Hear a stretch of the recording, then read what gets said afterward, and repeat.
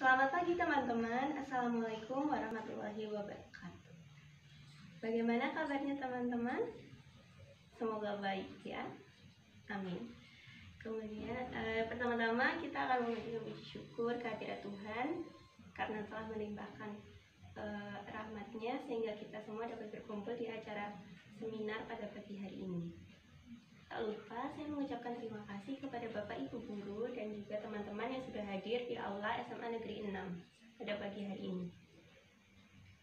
Nah, topik seminar pada pagi hari ini adalah membaca buku itu menyenangkan.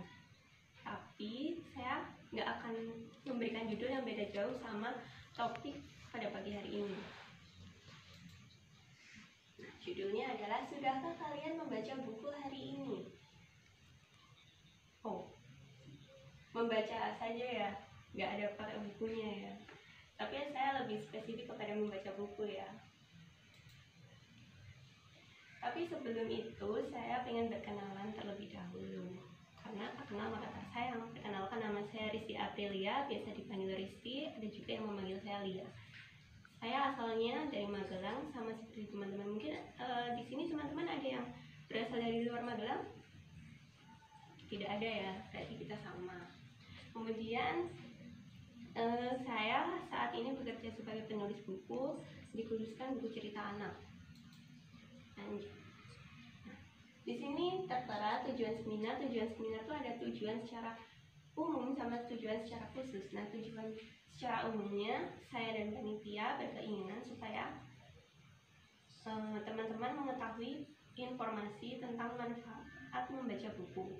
Kemudian tujuan secara khususnya saya ingin mengajak teman-teman, juga mempengaruhi teman-teman supaya setelah teman-teman tahu manfaat membaca buku, teman-teman bisa mengaplikasikan pada kehidupan sehari-hari. Nah, saya ingin teman-teman sebelum masuk ke materi, teman-teman mengisi kuesioner kecil-kecilan yang sudah saya buat. Ini seputaran berapa banyak buku, alasan teman-teman membaca buku, dan jenis buku apa yang teman-teman suka. Silahkan diisi ya. Sudah? Oke, saya mau melihat dulu hasilnya di sini. Nah, di Google Form menunjukkan bahwa teman-teman di sini membaca buku tuh dengan berbagai alasan, seperti yang saya lihat di sini ada yang karena mau ulangan, kemudian ada yang karena suka, ada juga yang karena memang hobi, kemudian ada juga yang karena penasaran, kemudian ada yang untuk menghibur gitu. Nah, rata-rata di sini selama seminggu teman-teman tuh membaca buku paling banyak di sini adalah 3. Saya nggak tahu kenapa teman-teman membaca buku hanya 3, mungkin ada kegiatan lain. Kemudian juga di sini buku-bukunya, yang buku fiksinya ada buku dengan kategori romance, kemudian ada humor sama petualangan. Kemudian untuk buku yang non fiksinya yaitu ensiklopedia.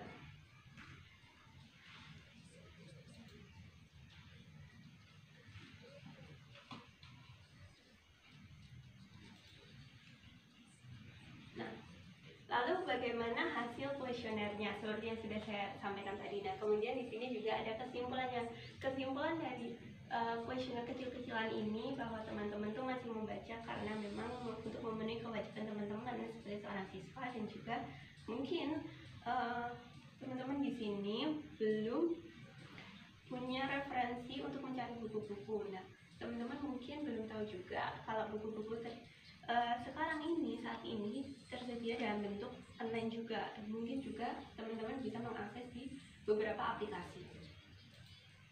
Nah, di sini ada penelitian terkait 10 dari 34 provinsi di tahun 2019. Saya ambil dari databooks.katadata.com. Nah, di sini saya ambil yang pertama, ada Provinsi DKI Jakarta menempati peringkat pertama dengan 58,16 poin. Kemudian di peringkat yang paling bawah itu adalah Papua dengan 19,9 poin. Lalu Jawa Tengah di urutan berapa, Mbak? Kita lihat di Jawa Tengah itu ada 33,3 poin. Ini gimana nih buat warga Jateng? Lalu kita masuk ke materi inti, kenapa perlu membaca buku, kemudian manfaat apa yang kita peroleh setelah kita membaca buku. Nah, manfaat membaca buku di sini saya paparkan menjadi 7, tapi saya buat 2 slide ya. Yang pertama yaitu untuk daya ingat. Daya ingat di sini ketika kita mau membaca buku, kita akan melatih memori otak sehingga kita tidak mudah lupa. Nah, yang kedua yaitu kosakata. Kosakata di sini itu berkaitan juga dengan hubungan sosial, dimana ketika kita punya perbenaran kata yang banyak, kita tidak akan mengulang kata-kata yang sama ketika berkomunikasi. Kemudian yang keempat yaitu kaya dengan ilmu. Ketika kita membaca buku seperti alasan teman-teman tadi, wawasan kita terbuka, ide-ide baru yang segar masuk ke otak kita. Lanjut, manfaat selanjutnya yaitu nomor 5, berkaitan juga dengan nomor 6. Ketika kita udah jenuh, kita butuh hiburan, kita mau mengisi waktu luang, kita bisa membaca buku. Buku yang ringan aja, buku yang teman-teman suka. Misalnya ketika saya bosan, saya bisa membaca majalah. Dan nomor 7 yaitu melatih fokus. Ketika kita membaca buku, kita akan tertuju, indera kita akan tertuju kepada buku itu, apalagi buku itu yang kita sukai. Dari materi ini, apakah ada yang ingin bertanya? Ya, silakan Mbak Sasa. Baik, untuk Mbak Nisa. Oh ya, kemudian ada Mas siapa itu? Oh, Mas Adi, ya silakan. Oke, dari pertanyaan itu saya akan menjawab yang pertama, punya Mbak Sasa. Kenapa saya memilih untuk menjadi penulis? Menurut saya menjadi penulis, awalnya saya tuh menjadi penulis ketika saya waktu SD dulu kelas 3 ikut lomba menulis awalnya.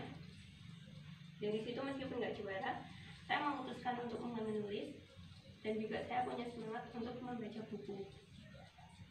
Buku yang saya baca itu novel kebanyakan, novel yang seperti petualangan sama humor. Nah, gitu. Kemudian untuk pertanyaan dari Mbak Nisa,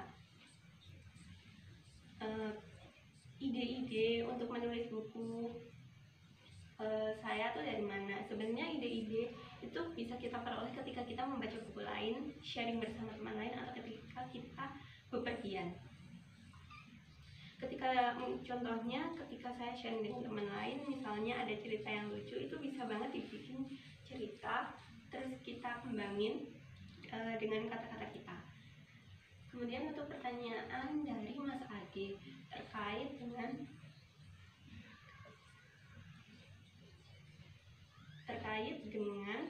bagaimana tips dari saya supaya teman-teman tuh suka membaca buku.